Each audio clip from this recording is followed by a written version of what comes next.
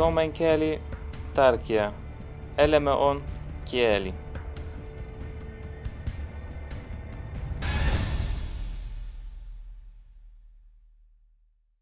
Olen Emin Yilmaz ja 32-vuotias. Tulin Suomea 3 vuotta sitten ja auki yritykseni 3 kuukautta sitten aloitetaan. Mulla on suomalainen nainen ja 1 poika. Hän on 2 vuotta, hänen nimi on Emir Mahmud Yilmaz.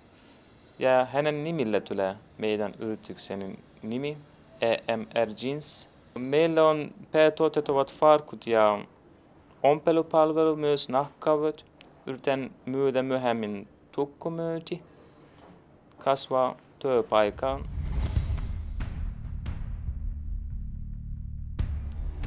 Koska olin ennen, meillä on ennen kauppa.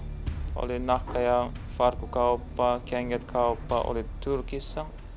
Katson ympäri Kuopion, ei ole ihan oikein farkukauppa. Ja, idea tulee moottoripyörän farkutista.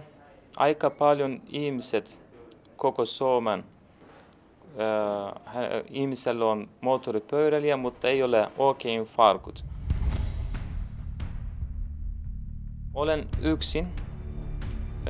Teen sama aikana myydä ja myös lyhennyspalvelu tai korjauspalvelu, ompelupalvelu, juttu minä teen tässä vain yksin. Vaikea, nuorempi on vähän vaikea Pohjois-Savossa, koska milloin hän tulee sisään ja katsoo minulle, ei sano yhtään mitään ja mennä pois. Ensin hän vähän pelkää, että tulee sisään ja milloin minä aloitetaan puhua meidän kaupasta ja tuotteista ja palvelusta, minkälainen yritys se on. Sen jälkeen tulee lämmintä, ihan tulee helppoa, tulee ystävällinen. Hän sanoo, minä tulee uudestaan ja milloin hän lähtee sanoa kiitoksia ennen minä en saa semmoinen henkilöpalvelu ja nopea palvelu. Hän sanoo kiitos ja mennään kotiin. Varmaan tulee takaisin seuraava kerralla. Hän kertoo minkälainen tuote tai minkälainen tavarat hän haluaa. Seuraava kerran minä autan hänelle, minä otan tästä ja näyttää hänelle. Mä tykkään varmaan paljon.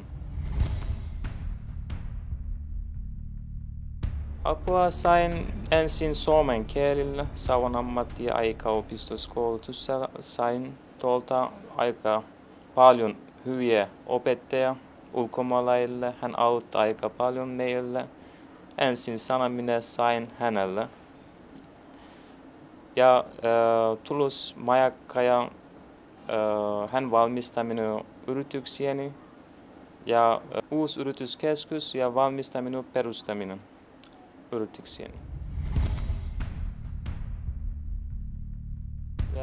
Minä aloitin 3 kuukautta sitten Kuopiossa ja myös haluaa tehdä tukkumyynti ja kasvatun yrityksiäni koko Suomen ympäri ja vain henkilöpalvelu kauppa, pieni mutta lämmintä kauppa.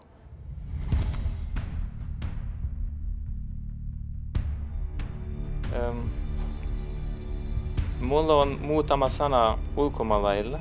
Jos haluaa perustaa minun uusi yrityksiäni, ensin usko itseni.